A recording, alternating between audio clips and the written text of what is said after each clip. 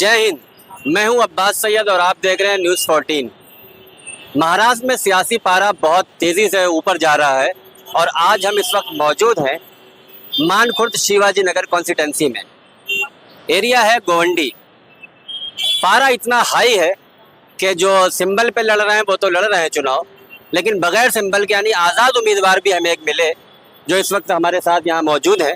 मैं चाहूँगा कुछ देर इनसे बात करूँ। आइए।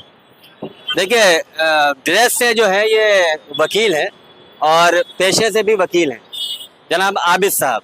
मैं इनसे चाहूँगा कि कुछ बात करूं और इनके क्षेत्र की यानी जो इस कॉन्स्टिटेंसी की समस्याएं हैं उसके बारे में। और हमारा ये प्रोग्राम जो है सवालों की बौछार है। इसमें सवाल बहुत तीखे होंगे जिसके जवाब हमारे नेताजी देंगे। नेताजी, आपका बहुत स्वागत है हमारे इस चैनल में। आपका भी बहुत बहुत और आप मुझे ये बताएं कि आप जो इस कॉन्स्टिटेंसी से अपना चुनाव लड़ रहे हैं, जबकि यहाँ पर कहा जाए कि 3 उम्मीदवार ऐसे हैं जो बड़ा नाम है। इसमें एक बुलेट पाटिल हैं, एक अबू आसिम आज़मी हैं और तीसरा नाम है नवाब मलिक। ये तीनों ही एक बड़े नाम हैं। ऐसे में आप अपनी जो आजमाइश कर रहे हैं आज़ाद उम्मीदवार के तौर पे, तो आप यहाँ पे कैसा मतलब क्या कहना चाहते हैं? अस्सलाम वालेकुम। मैं यहाँ पे इस वजह से कंटेस्ट कर रहा हूँ, तो मैं आपको इसका बैकग्राउंड बता दूँ। जैसे कि एक शिया बिरादरी हमारे समाज में जो हिंदुस्तान के अंदर बैकवर्ड है आज के टाइम पे।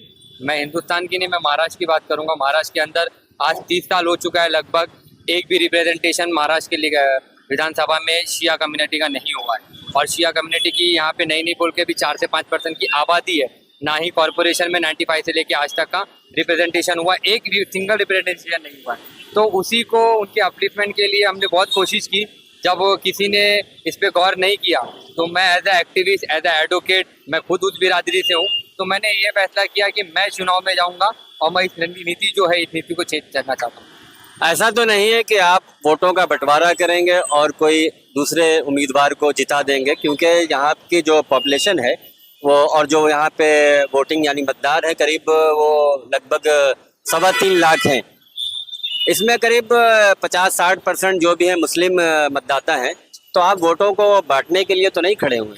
देखिए, वोटों को बांटने की तो बात यहाँ पे आती नहीं। मैं एज ए एडवोकेट से बात में साथ साथ में मैं एक सोशल एक्टिविस्ट हूँ और मैंने बहुत तरीके के काम किए। मैंने हिजाब पिटीशन पे काम किया, मैंने बायोमेडिकल पे काम किया है, मैं लिंचिंग के केस लिखता हूँ। मैं इंडिया लेवल के, महाराष्ट्र लेवल के जो एट्रोसिटी के केसेस होते हैं उस पर काम करता हूँ, वुमेन वेलफेयर पे काम करता हूँ और भी सोशल एक्टिविटीज़ मैं करते रहता हूँ। बट आज ये जो कंटेस्ट करने का मकसद है मेरा कि जो शिया बिरादरी है उसका अपलिफ्टमेंट नहीं हो रहा था, इस कारण मुझे कंटेस्ट करना पड़ा है। वोट काटने की कोई बात नहीं, क्योंकि ये विधानसभा के अंदर 2 ऐसे वार्ड है जहाँ पे शिया मेजोरिटी पीपल रहते हैं। अगर आपको मैं बता दूं, जो 25 से 30,000 20 से 25,000 की पोलिंग होती है शिया की यहाँ पे। तो अगर मैं यहाँ पे कंटेस्ट करता हूँ इसलिए कर रहा हूँ क्योंकि यहाँ पे उस समाज के लोग रहते हैं। तो आप सिर्फ क्या ये जो चुनाव अपना लड़ रहे हैं और आज़ाद उम्मीदवार के तौर पे खड़े हैं, आप सिर्फ शियों को के लिए खड़े हैं या और आपके जो भी लोग यहाँ जनता है, जो आपके यहाँ पे लोग हैं, उनके लिए भी आप जो है अपना परफॉर्मेंस देंगे? देखो, मैं बहुत सेकुलर आदमी हूँ, मगर बैकवर्ड की आवाज़ हमको बनना है। मैं शिया की सिर्फ इसके लिए बात कर रहा हूँ क्योंकि वो बैकवर्ड है, और बैकवर्ड जो भी रहेगा हम उसकी बात करेंगे। और मैं हर किसी के लिए काम करता हूँ। मैं हमने सेमेट्री पे काम किया है, शिया सुन्नी कब्रिस्तान पे काम किया है, हमने बायोमेडिकल पे काम किया है, हमने हिजाब पिटीशन पे भी काम किया है, और भी बहुत जगह हम लोग काम करते आ रहे हैं। तो ऐसा कुछ नहीं है, मगर ये जो चीज़ है इसके लिए मुझे खुद आगे आना पड़ा क्योंकि किसी ने इनिशिएटिव लिया नहीं, और मैं खुद इस समाज से आता हूँ, इसलिए मैं उस चीज़ को उठा रहा हूँ। आप इतने दिग्गज नेताओं के सामने अपने आप को आपने खड़ा किया है, और मुझे जहाँ तक मालूम है कि जैसे अगर हम आज़मी साहब की बात करें तो तकरीबन 70 साल के वो हैं, और आपकी उम्र अभी लगभग मेरा ख्याल 30-32 साल होगी, 35 साल, 29 साल के आप हैं।